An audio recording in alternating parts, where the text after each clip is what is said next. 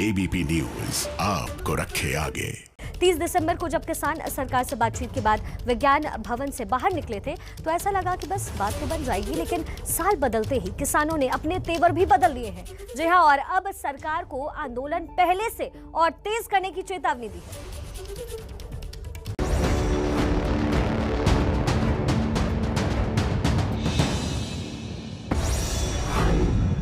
सरकार को किसानों की चेतावनी।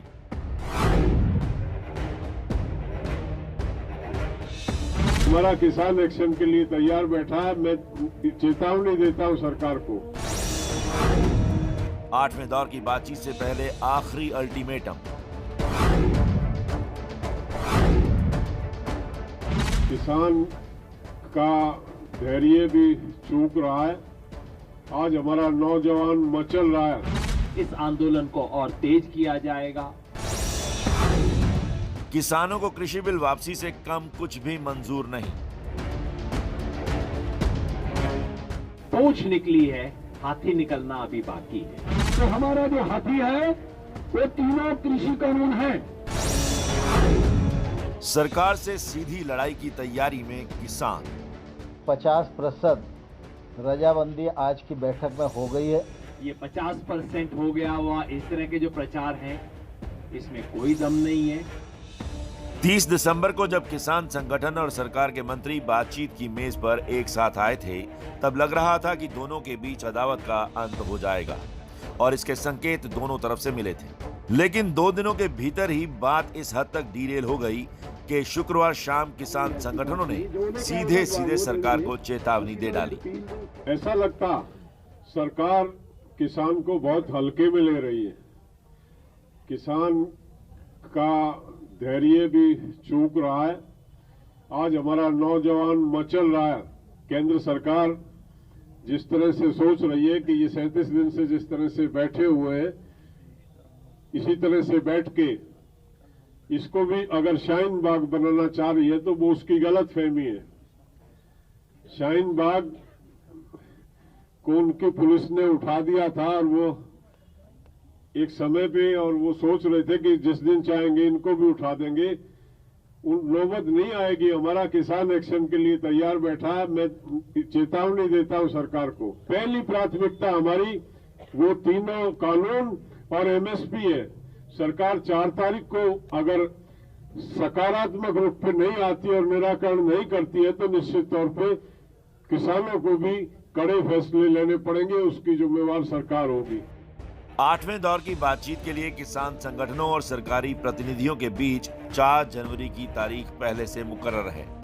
इस बैठक में कृषि बिलों को वापस लेना और एमएसपी की लीगल गारंटी जैसे अहम मुद्दों पर चर्चा होनी है, ताकि बीच का रास्ता निकाला जा सके। खुद कृषि मंत्री नरेंद्र तोमर ने कोई हल ढूंढ लेने का भरोसा दिया था, लेकिन बातचीत से ठीक पहले किसानों ने अपने तेवर तल्ख कर लिए हैं। उन्हें ऐसा लगता है कि एमएसपी को कानूनी दर्जा मिलना चाहिए, तो कानून के विषय में और एमएसपी के विषय में चर्चा अभी पूर्ण नहीं हुई है। चर्चा जारी है और हम लोग 4 तारीख को 2 बजे फिर से इकट्ठा होंगे और इन विषयों पर चर्चा को आगे बढ़ाएंगे। सरकार ने एमएसपी पे इन प्रिंसिपल कमिटमेंट देने से भी इंकार कर दिया है। इसलिए जहां एक तरफ वार्ता चलेगी, वहां दूसरी तरफ उसके साथ साथ इस आंदोलन को और तेज किया जाएगा। आंदोलन का गियर बदलने के लिए संयुक्त मोर्चा ने 23 जनवरी तक का एक्शन प्लान भी तैयार कर लिया है। अगर 4 जनवरी को सरकार तीनों कृषि बिल वापस नहीं लेती और एमएसपी की कानूनी गारंटी नहीं देती, तो किसान संगठन दिल्ली भर में जो ट्रैक्टर मार्च 30 जनवरी को निकालने वाले थे, वो अब 6 जनवरी को निकालेंगे। 6 जनवरी से 20 जनवरी के बीच पूरे देश में किसान जन जागृति अभियान चलाया जाएगा। 23 जनवरी को नेता सुभाष चंद्र बोस की जयंती को किसान विशेष चेतना दिवस के रूप में मनाएंगे। पंजाब और हरियाणा में जो टोल फ्री कराए गए हैं, किसान उन्हें आगे भी वसूली नहीं करने देंगे। राजस्थान और यूपी में अलग अलग बॉर्डर्स पर धरना दे रहे किसान आगे बढ़ने पर भी विचार कर रहे हैं।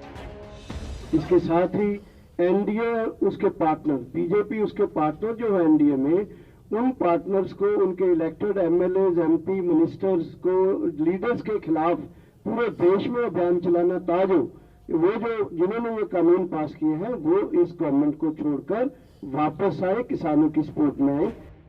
धरना दे रहे 40 के करीब किसान संगठनों ने सरकार के सामने 4 शर्तें रखी थी, जिसमें से 2 शर्त सरकार मान चुकी है। लेकिन कृषि बिल रद्द किए जाने वाली किसानों की पहली और अहम शर्त मानने के लिए सरकार भी तैयार नहीं। हालांकि एमएसपी पर यह जरूर माना जा रहा था कि मध्य प्रदेश की भावांतर योजना के तहत किसानों को अतिरिक्त आर्थिक सहायता दी जा सकती है। फिर भी आगे की राह क्या होगी, इस पर फैसला सोमवार की बैठक में होना है। लेकिन उसके पहले ही किसानों ने आंदोलन तेज करने का ऐलान करके गेंद सरकार के पाले में डाल दी है।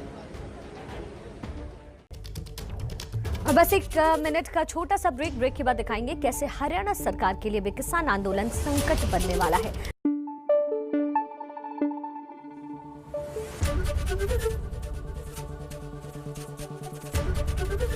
एबीपी न्यूज आपको रखे आगे।